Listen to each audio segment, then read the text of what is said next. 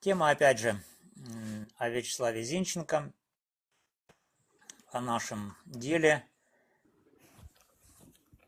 о Ирине Фарион. Вот. Но ракурс будет несколько другой, несколько неожиданным. Ну, кто смотрел, тот, наверное, видел мои видео о подготовке исков к Софии Особе. Это один из интересных таких шагов, которые могут оказать влияние на сам ход процесса. И мне кажется, он вполне такой жизнеспособный шаг. То есть, если я предъявлю там такой иск, если кто-то еще там предъявит и еще, то тогда действительно София Фарион станет чувствовать себя не совсем уютно вот в этом процессе.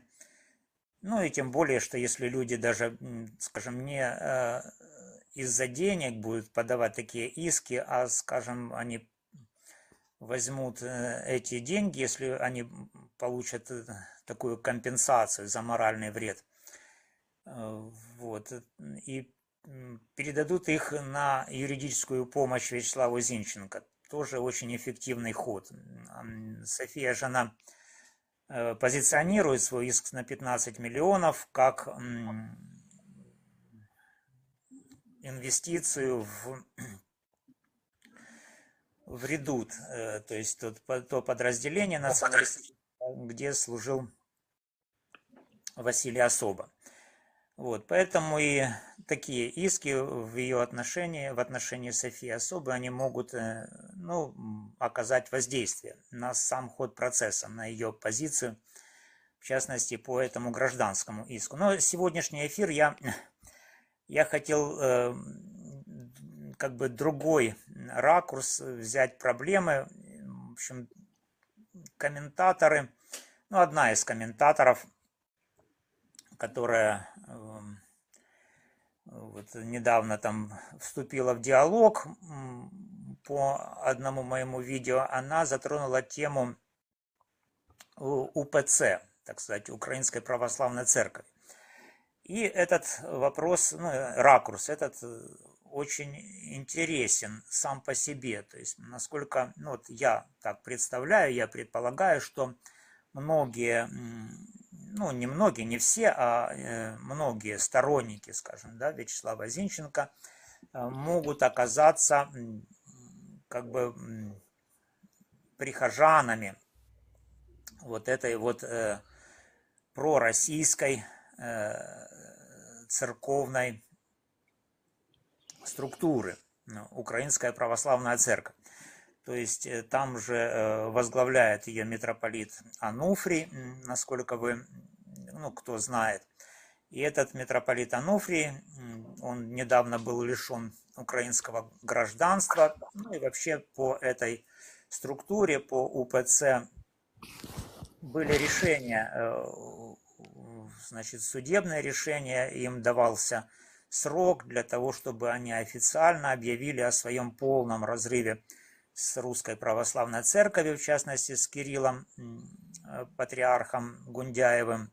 Но этого не случилось. Идут судебные тяжбы, идет давление, в том числе и со стороны США. В общем-то, борьба продолжается в этом направлении, но, опять же, я уйду в этом вопросе несколько в другой ракурс, в ракурс мистический.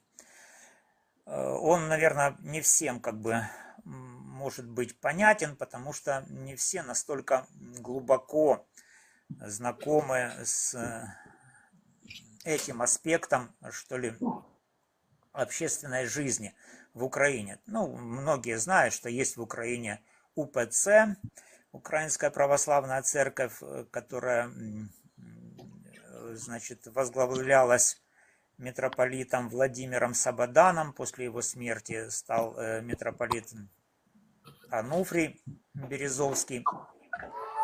Вот. И после обретения незалежности, там общую как бы структуру возглавлял митрополит Филарет Денисенко. Но сейчас этот Филарет, он во главе стоит Украинской Православной Церкви Киевского Патриархата. Вот такая структура, и он служит во Владимирском соборе в Киеве. Значит, ну и есть еще ряд других его приходов в Украине, и в том числе за пределами Украины. И есть такая структура, как ПЦУ, Православная Церковь Украины. Она возглавляется митрополитом, как же его, ну, сейчас, одну секундочку. Епифанием. Да, Епифанием, да, точно, спасибо. Митрополитом Епифанием, который в свое время получил томос от Вселенского патриарха Варфоломея. Вот. И вот вся эта структура, ну, она вот в таком виде как бы существует. Но кроме всего прочего, там еще в Киеве есть один приход ставропигиальный Вселенского патриархата, то есть Константинопольской церкви.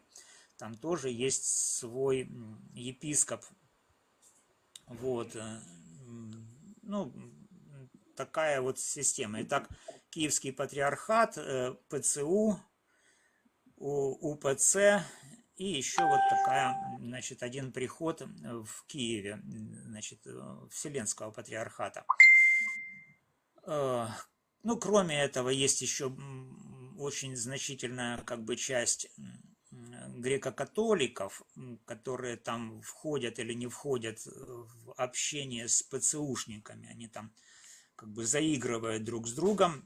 Но греко-католики это отдельный как бы пласт всего, они до незалежности Украины 1991 года они были под амофором Московского патриарха, то есть его они поминали на Великом Входе, и во время Евхаристии это был как бы такой императив, да. А после обретения незалежности они вернулись под амофор Папы Римского. Вот. Ну, кроме еще там есть в Украине и Римская Православная Церковь, это отдельно тоже стоит, отдельно греко-католики, отдельно Римская, Римо-католическая церковь, не православная, Римо-католическая церковь. Вот такой набор наших вот, церковных образований. Ну, в Украине вообще много религиозных разных организаций, в том числе и различных номинаций протестантских. Вот, там пятидесятники и все такое. Значит, по-моему, законодательно разрешены даже сатанисты. Они тоже регистрированы. Но это отдельный как бы момент. Вот, и вот вся эта система, она как бы имеет место в Украине. Но о чем я хочу сказать, то есть вот в данном нашем разрезе применительно к делу об убийстве Фарион. Там же вот, ну, сама Фарион, она была активной, ну, можно сказать, активной греко-католичкой, да, она говорила, что там у нее в доме еще во время там, не помню, ну, в давнее время, когда она еще была маленькая, она в 1964 году родилась, там в доме служили греко-католики, епископы, они служили тайно, вот, и она все это помнит. Вот, то есть, ну, греко-католики, чем они отличаются, там между католичеством и православием произошел раскол, где-то там, по-моему, в X или в XI веке. Вот там, в конце концов, он углубился, этот раскол, дошел до взаимных анафем. После этого, вот не так давно эти анафемы были сняты взаимно. Вот, и начался поиск диалога. Ну, сам Римский престол, то есть понтифик, он такой более демократичный в этом плане, он входит в общение с разными там структурами, чуть ли не не христианскими. Там в Африке какие-то там аборигены, где-то там они совершают свои туземные пляски, да, и это все входит под амафор римской церкви. Ничего как бы такого противного папе римскому в этом вхождении незаметно. Ну, в отличие от системы восточного православия, где первенство чести принадлежит Константинопольскому или Вселенскому патриарху, это Варфоломей. И вот, значит, есть проблема с московским патриархом. То есть между Москвой и Константинополем после того, как ПЦУ получила Томас об автокефалии, то есть как Епифаний возглавил эту структуру, там произошел раскол. То есть Москва, значит, объявила, что она отлагается от Константинополя и запретила совместное богослужение своих священников, значит, со священством Константинопольского патриархата. Вот, в этой связи, в связи с ПЦУ. Значит, мало того, Москва направила еще своих священников на территорию Турции, и там они без разрешения Вселенского патриарха совершают свои богослужения. Вот. Но вопрос вот этот вот раскола, как бы, да, как он, так называемого раскола, он как То ще й возник? Порошенко до його причетний теж, тож він теж за Томасом їздив. Да, это Порошенко тоже работал над этим, и Филарет очень обиделся, когда, значит, они, Порошенко с Епифанием, ну, как Филарет это воспринял, они его обманули, то есть кинули. Филарет соглашался на то, чтобы он был фактическим, значит, управителем внутри Украины, внутри церкви украинской, а Епифаний был бы как бы формальным таким лидером, не претендующим на власть. Но в конце концов получилось так, что Епифаний взял полную как бы свои полномочия, всю полноту, и Филарету это не понравилось. Поэтому Филарет перестал общаться с Епифанием и, значит, восстановил свою юрисдикцию, которая называется УПЦКП, Украинская Православная Церковь Киевского Патриархата. Вот. УПЦ простая, ну, как бы, которая митрополит Ануфрий, она была в Лавре, я не знаю, в каком сейчас оно состоянии, Лавру пытаются отобрать, там уже ряд решений принято, но на украинские власти оказывается давление в этой связи. Украинская власть, значит, там были ряд экспертиз религиоведческих, вот, уставных документов УПЦ, и они выявили каноническую связь УПЦ с РПЦ, с Русской Православной Церковью. Ну, а это как бы вопрос такой достаточно важный, ну, формально, можно сказать, важный. Почему? Потому что, ну, Россия, она фактически благословляет эту войну, когда россияне убивают украинцев, и это украинцам, конечно же, не нравится. Но УПЦ, она, ну, как бы на словах она объявила, что они осуждают эту войну, но на деле они от РПЦ не отлагаются. Некоторые, значит, перестали явно поминать патриарха Кирилла во время своих богослужений, но это делается на Великом Входе, когда священник выходит с чаши, он там заявляет там великого господина, отца нашего, там такого-то, такого-то, не Епифания, а этого Ануфрия, да, и патриарха Московского, там, ну, в зависимости от того, кто как, Кирилла, они были обязаны и до сегодняшнего дня в соответствии с их правилами. Так Єпіфаній теж поминає Кирила. Він поминає, каже, ну я дивилася це, він каже, що ну, нам дозволяє наша юрисдикція так нам Епіфаній Да, поминає все, таких. все правильно. То есть он, может быть, даже не явно поминает, там где-то там в конце он на Великом Входе заявляет, что получается, что и всех предстоятелей всех поместных церквей. Вот Так, так. в этой формуле, да, оно видно, что он поминает и Кирилла. Но то же самое делает и Варфоломей. Значит, Ну, Константинопольский патриарх, он даже явно Кирилла поминает в своем диптихе. Поэтому говорить, что Константинополь не находится в евхаристическом общении с русской православной церковью, которая ведет агрессию против Украины, нельзя. Значит, что такое евхаристическое общение? Ну, есть разные как бы понимания этого момента, но фактически, как бы по учению, это учение, ну, в смысле, речь идет о единстве, и евхаристическом единстве. То есть все верные, получается, составляют одно тело, вот, находятся в одном теле мистически, да, общаются друг с другом, ну, как части тела, там, как руки, ноги, там, головы, в общем, одно составляют, да.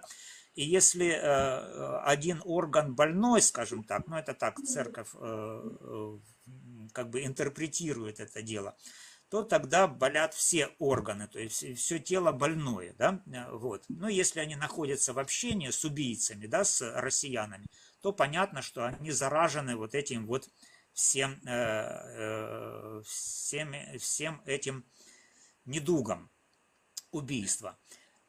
Вот. а ви Меня знаєте, это... переб'ю трошки. Ще до війни, бо я зараз то в Німеччині, але я жила з дітьми, але в Україні я жила, і перед війною приїжджав Кирил. Ви знаєте, він мені такий благорозумний, він каже, що не можна цього робити, цього перевороту, бо буде біда. А наші кидали в його яйцями тухлими. Ну мені так, ну знаєте, ну в душі воно мені не понравилось. Він казав, каже, не робіть цього перевороту, те, що ви думаєте, ці майдани, така буде біда. Ну, а вони, я сама ж там тако за лентою стояли, за оградкою я стояла. Ну і слухала це. Ви знаєте, ну він предупреждав про це, він навіть приїхав. Ну, то для мене, ну, то ж наше не поїхав цей блаженніший, а він поїхав, він сюди приїхав в Україну, не боявся. А ще я вам скажу, ото хочу до ефіру долучилася сказати, що я приймала участь як у поході на Почаїв, і йшли монахи, ну монахи російські, з російської церкви, ну і наші там, такого недалечко від них, ну і кидали в ікони яйцями тухлими, оці наші з прапорами, з тризубами виходили. Ви знаєте, то мені то дико, розумієте, я подивив ікони святі, я не знаю, як ви це сприймаєте, але мені дуже больно було. Дякую. Да, ну, то, что Кирилл там, он вышел из табачного бизнеса, это тоже ясно, что он был там председателем совета церквей, что ли, да, внешнеполитических связей, внешних связей церковных, там, Московского патриархата. И Филарет в свое время хотел стать патриархом московским, если вы помните, да, и этот момент, то есть он стал точкой раздора. Его обвинили, ну, то есть его там принудили, Филарета, дать обещание, что он не будет оставаться на посту предстоятеля Украинской церкви. Но Филарет после того, как он вернулся с собора, где его там заставили дать такое обещание, он поменял свое решение и, значит, остался таки предстоятелем. Вот. А патриархом был избран в тот момент Кирилл, хотя местоблюстителем был Филарет и претендовал очень активно на патриарший престол в Москве. Вот.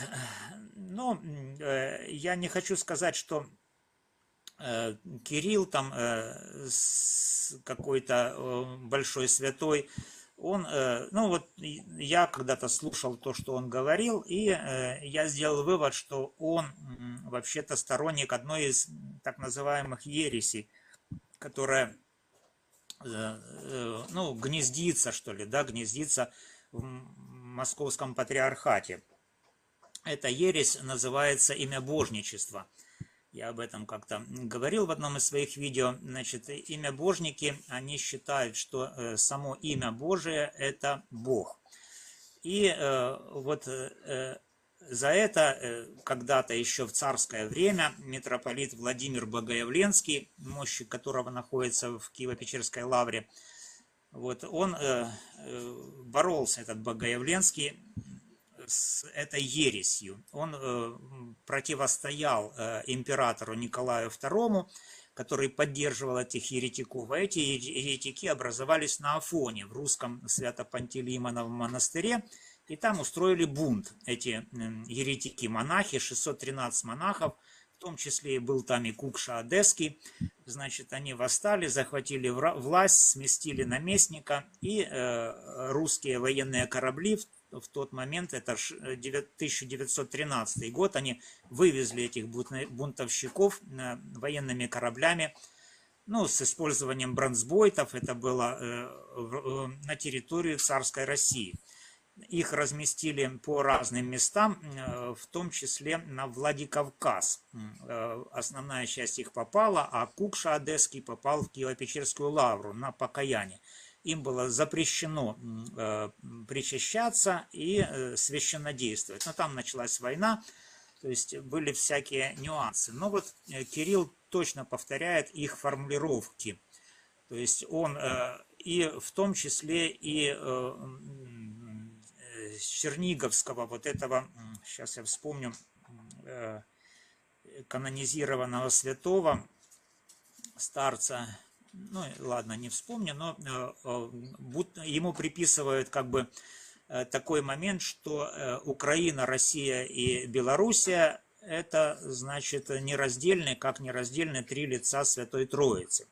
Вот такие слова ему приписывают, но анализируя вот такую позицию вот этого Кирилла, да, московского, имперскую в этом отношении, нужно сказать, что это сама по себе ересь, потому что земные образования, такие как Украина, Россия и Белоруссия, государства, да, они не могут иметь то же самое свойство нераздельности, которое имеют три лица Святой Троицы.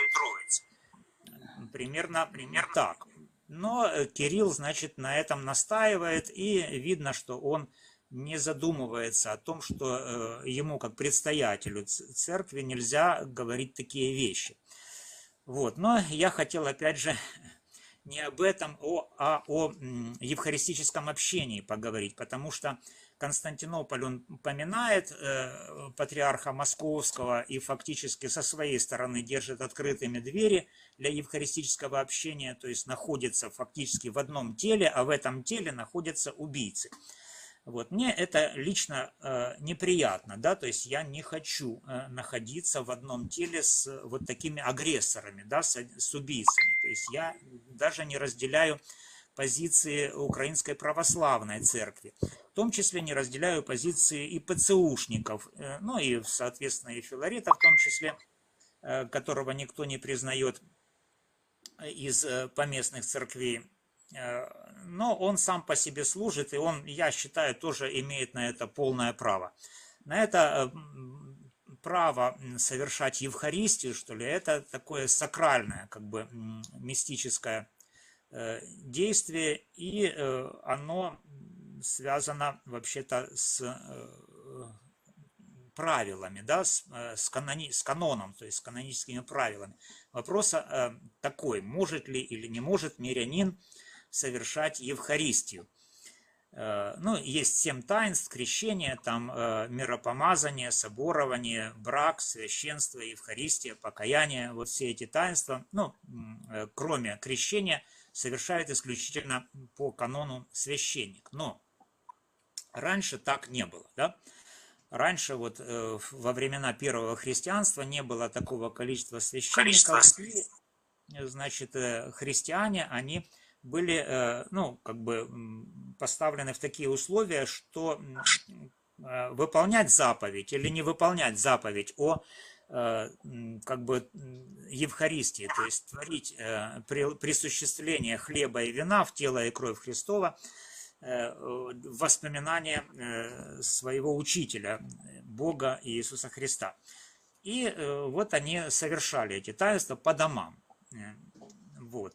Поэтому стал вопрос о каноне. Ну, для меня вот лично, например, да, я там очень долго, значит, вникал в это дело. Я даже проходил, ну, если кто не знает, монашеский искус в свое время. То есть я брал благословение на то, чтобы принять монашеский постриг в миру. Вот. Условие этого искуса, условием пострига было решение жилищного вопроса в городе Киеве. И я в течение 10 лет это условие выполнил. То есть я жилищный вопрос решил.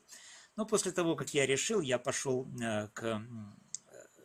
как он называется, к управляющему делами, да, управляющими делами Украинской Православной Церкви, уже тоже не помню, как его зовут.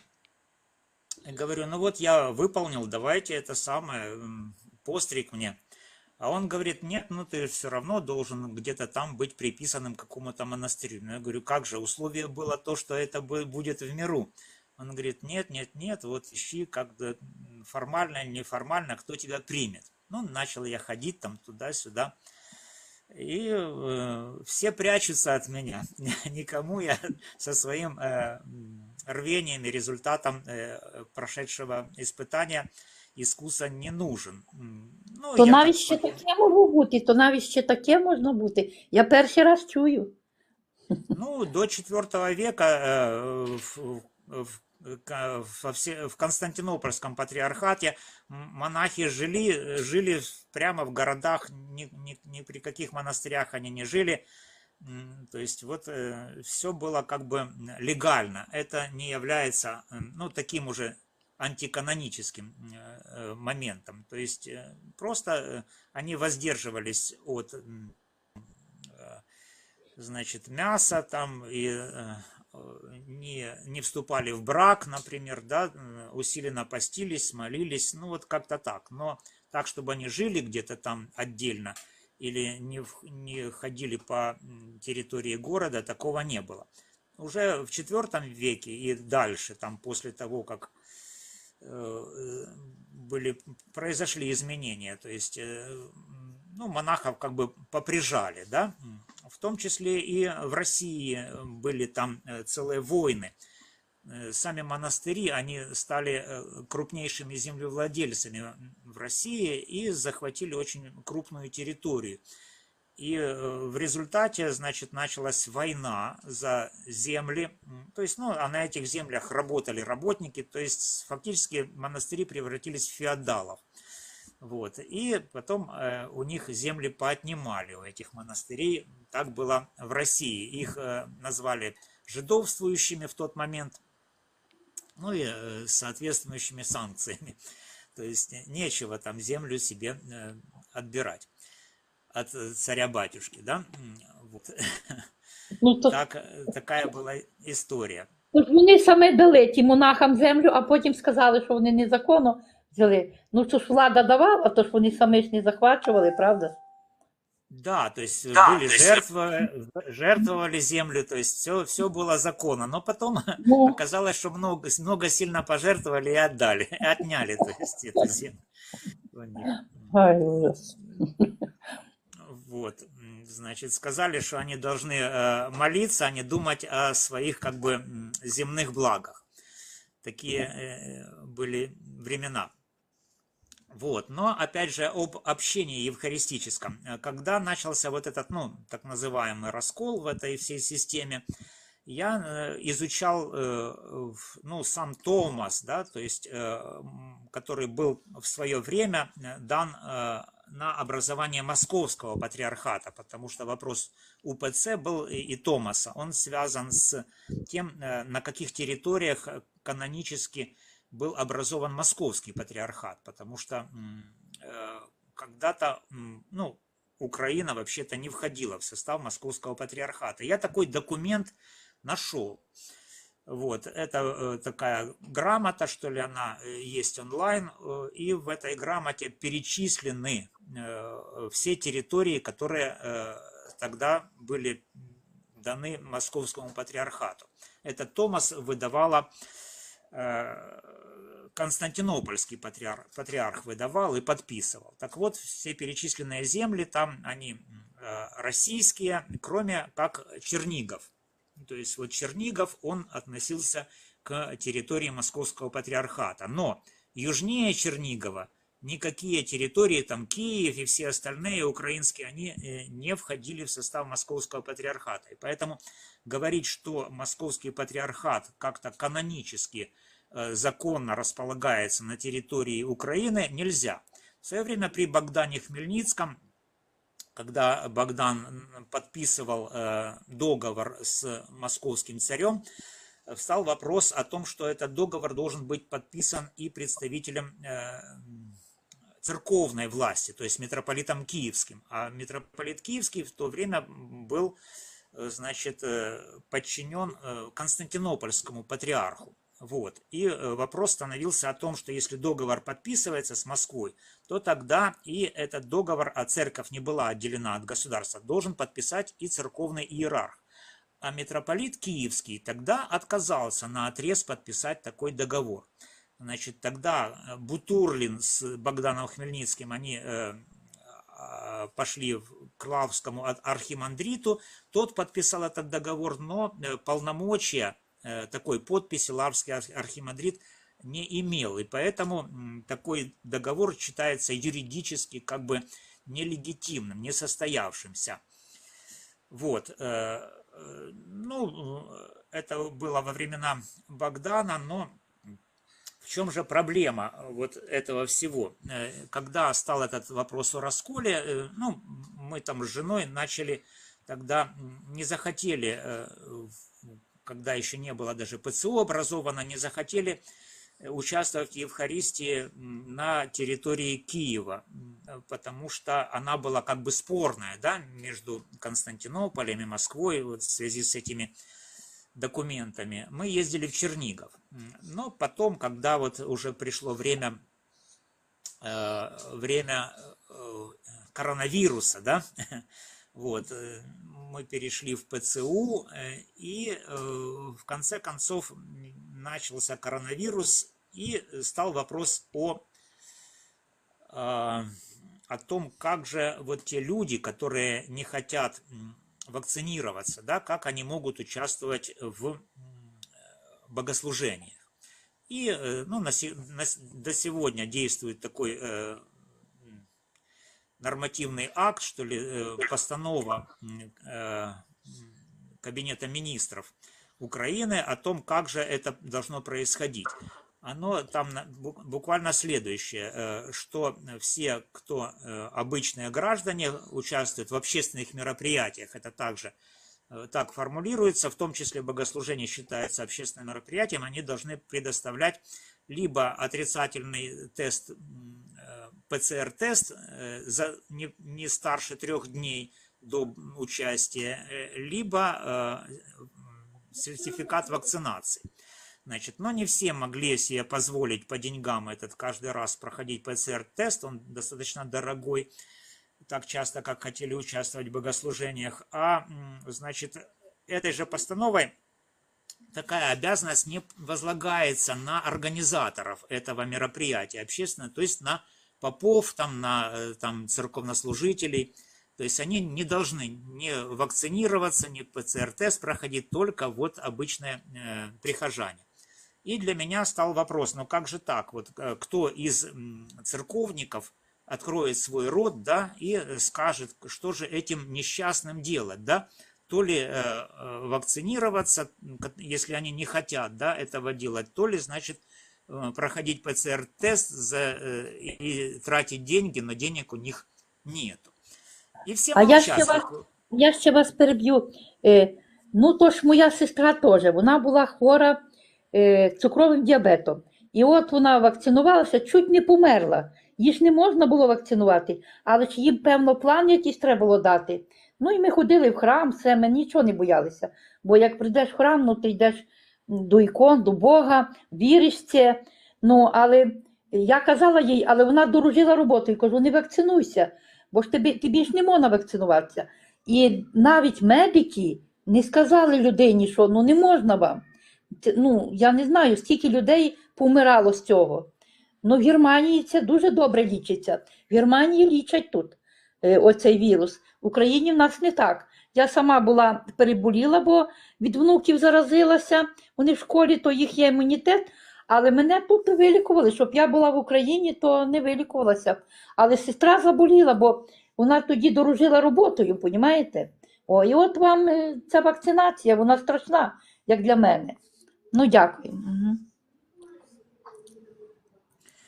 Ну да, то есть это проблема, если так вот разобраться, действительно это опасно для здоровья, и вот те вакцины, они были закуплены, что ли, да, или поставлены бесплатно, и я читал, ну, что же там, какие условия этой поставки, бесплатной поставки этих вакцин, и вычитал, что Кабинет министров, он подписал условия, что претензии как бы, о последствиях, да, вредных для организма,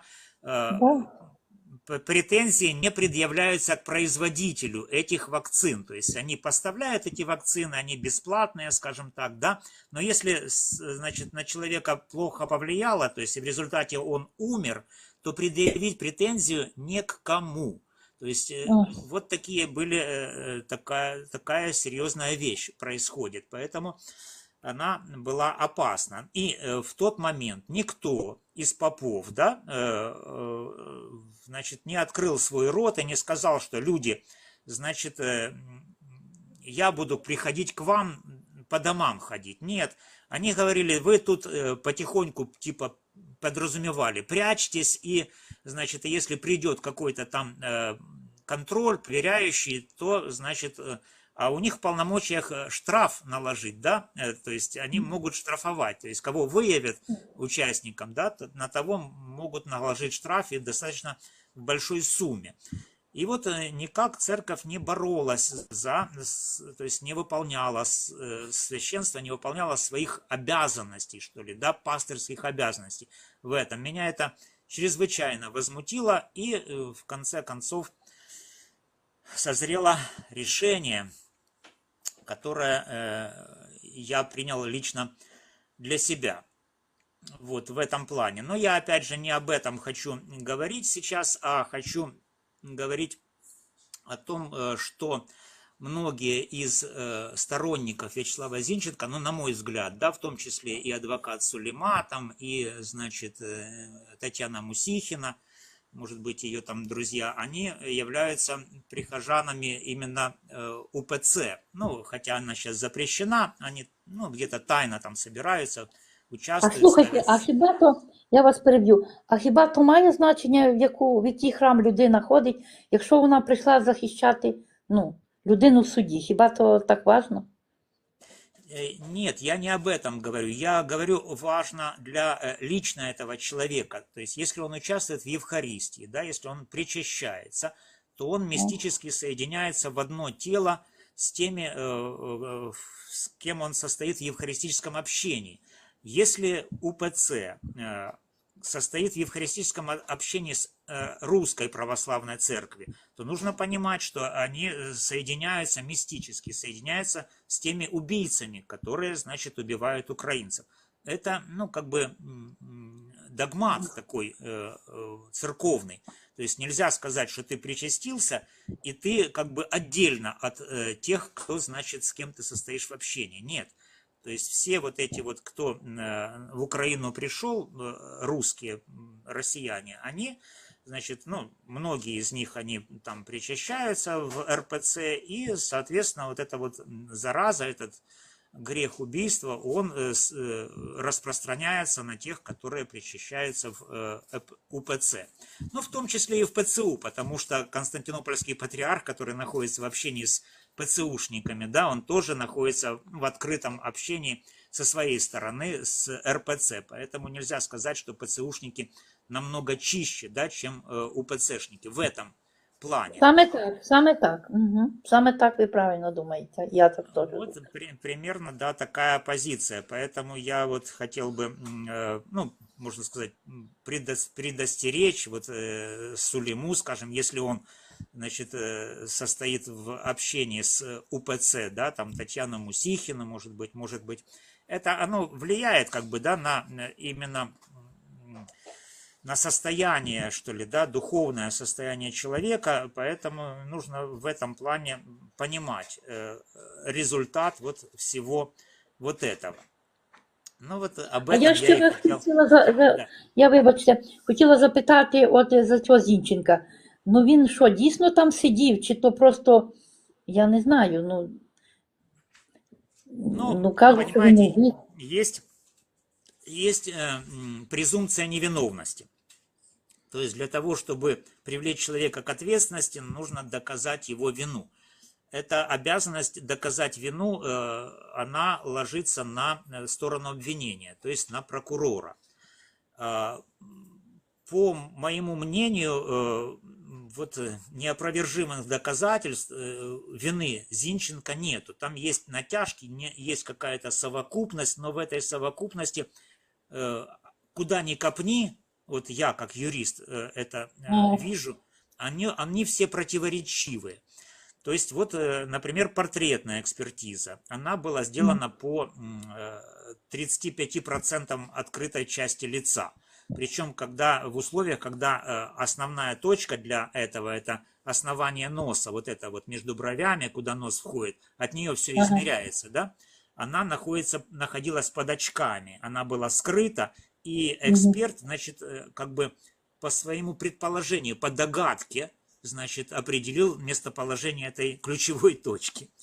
Потом, значит, у него была мочка уха, она там была размыта, да, на рисунке, но на самом деле вот я знакомился с текстом рецензии на экспертизу, и там написано в тексте рецензии, а рецензент знакомился с экспертизой, значит, написано было, что эта мочка уха вообще, она была отмечена, но эксперт ее не исследовал. То есть вот какая ситуация. А там видно, что у Зинченко она мясистая, а у того как бы ряженого она как бы вросшая в ухо. То есть нету самой мочки, да? То есть это достаточно важно. Но это что касается портретной. Потом запаховая эта экспертиза, потом ДНК. Все оно настолько вот, куда ни копни, везде можно найти недостатки. Вот это вот обвинение строится на этом. Но, тем не менее, сторона потерпевшая, вот эта София Фарион, она настаивает на том, и это удивительно, что именно Зинченко, чтобы привлечь к ответственности. И складывается такое впечатление, что она таким образом пытается отвести подозрения от себя и от своих как бы единомышленников. Там, значит, они активно продвигают вот это звание героя, и уже повторно они начали продвигать уже к президенту героя Украины, Фарион, ну и тому подобное и так далее. Причем сама Фарион, она, ну, с точки зрения религиозной, она оказывается достаточно неправильно трактует основные как бы христианские положения, ну, в том числе и догматические. Вона релігіозна, по неї не скажеш, знаєте, по неї не скажеш. Да, не скажешь, но она тем не менее себя позиционировала, но говорила вещи ужасные. Она путает Петра с Павлом там и все такое. Вот. Что-то еще она там спутала. Вот такие вещи. Ну, о чем же, да, и от Зинченко, да, вот, и, ну, все вот эти вот усилия, ну, например, мои, да, усилия в этом плане, они как бы наталкиваются на, с одной стороны, на противодействие стороны защиты, то есть на противодействие адвокатов Зинченко. и в том числе и родителей самого Зинченко, и Татьяны Мусихиной, и с другой стороны на противодействие со стороны суда, например, да, или стороны обвинения. Вот как-то так. Поэтому вот я лично, как юрист, не вижу оснований, чтобы Зинченко привлечь к ответственности в этом плане, но складывается такое впечатление, что с ним договорились, и что он согласился на то, что его в какой-то мере привлекут к этой ответственности, то есть признают виновным. И меня лично это, например, не устраивает. Если был бы неопровержимое доказательство его вины там и все такое, то тогда, ну какие вопросы? Но в этих условиях я вот не согласен с такими натяжками. Поэтому вот Ну, так вот бачите, я... він молодий, і там, звісно, і тиснуть на нього. Ну, якби він був ще трошки старший, з досвідом, знаєте як, а то він молодий і він виснажений вже тими судами. Ну, я так бачу по йому, я слідкую. Да, его сломали, то есть это видно. Вот. Он пытается там как бы выправиться, там Сулейма ему как-то что-то обещает, я не знаю, Сулейма сам там где-то фотографируется на каком-то фоне какого-то храма, куда он там ходит, я не знаю, во время Пасхи там это была фотография. Но я предполагаю, что он, конечно же, не связывает вот эти вот проблемы с тем, что он состоит в евхаристическом общении с россиянами, например, или там с другими моментами. Вот такая тема сегодняшнего моего эфира. Давайте еще, если... Ну, дякую, бо мені вже треба йти, вже тут трошки зайнята. Дякую вам за ефір і дякую, що пригласили мене. Спасибо огромное, да, за На эфир. добраніч. И вам тоже всего хорошего.